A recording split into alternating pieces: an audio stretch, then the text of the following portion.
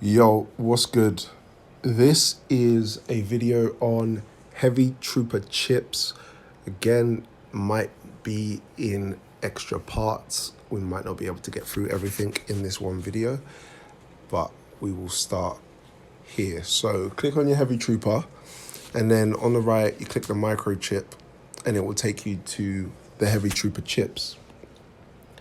Now, this is where your chips are installed into your Heavy Trooper. When it says Heavy Trooper chip across the top, these are the ones you have installed. In the middle, you'll see it says Zixton Navy. That's what I've named this chipset. Underneath that, it says Earthshaker E100. This is the yellow Heavy Trooper. This is how you know which Heavy Trooper you're looking at and which chipset is attached to it. In the top right, you click the eye. It shows you the information on the Heavy Trooper. Please read this in your own time. I'm not going through it. Underneath that, you have like the little exchange button. If you click that, it will take you to a chip preset editing screen.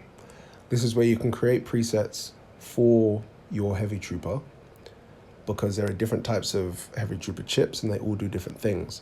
Sometimes you need a different set of chips for a different march. For example,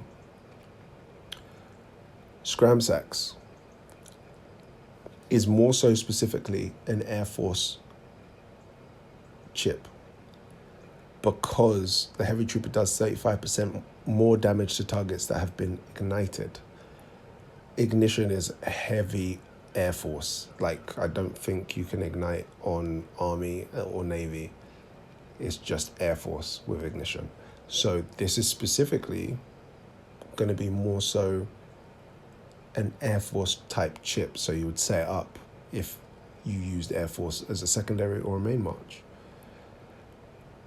Zixton overall is the best chip, generally, in my opinion, for Army, Navy. Shamsir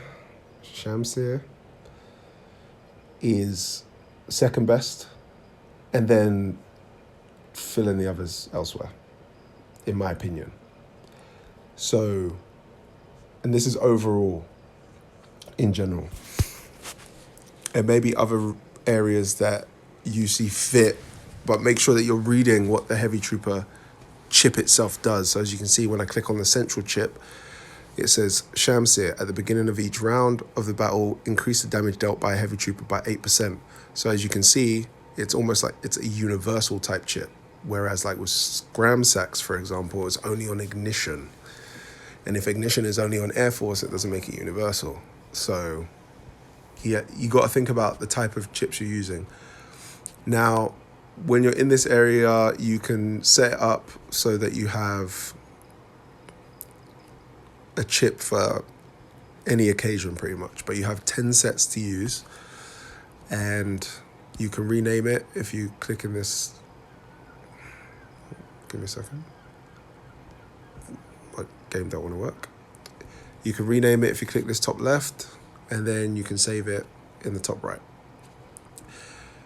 If you want to go back, you just click that exchange button again, and it will take you back to the Heavy Trooper chips itself. You can see the attributes, so the current attributes that these chips give to my Force and my Heavy Trooper. So that's there. Now, the left-hand side of these chips, so these three chips here, 1, 2, 3, all pertain to stats to do specifically with your Heavy Trooper. Just your Heavy Trooper. Everything on the right is to do with your march. So as you can see, Navy attack, Navy damage increase, Navy decreased damage taken. The middle chip can either be to do with your march or your Heavy Trooper, or both if you're lucky. So the chips come with random stats. So when you open a Heavy Trooper box, they come with random stats, random, whether it's Heavy Trooper or whether it's the Heavy Trooper side or whether it's the March side, and you don't get to pick it. You get lucky if you find something that's legendary and has exactly what you need. Only when you try to do chip overclocking and you are in the second tier of overclocking can you pick things. So be sure to save up any legendaries that you have, even if they're not very good legendaries. Don't waste them. Also, we're going to go over what stats are important, so don't waste upgrading bad chips. Make sure you know what you need first before you upgrade chips. So on the left here, you can see Heavy Trooper damage decrease, Heavy Trooper decrease damage, Heavy Trooper starting shield, Heavy Trooper elemental RES. I don't even know what that is, I can't lie to you. But just know that that last one is not good. Like, it's useless.